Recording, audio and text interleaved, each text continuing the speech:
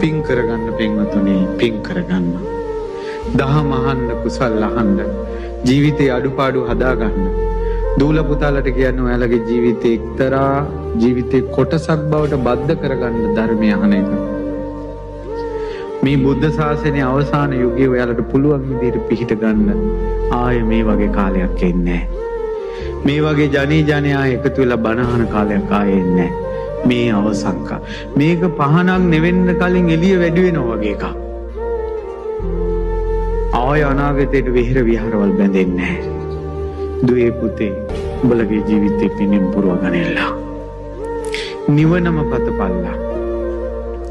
අද මේ රැයක් පුරා බණ අහන පින, බුදුරජාණන් වහන්සේට අනද මොනදුට පැහැදුන පින, දහමේ වටිනාකම තේරුම් ගත්ත පින අපිට සංසාර දුකෙන් නිදහස් වෙන්නම හේතු වාසනා වේවා.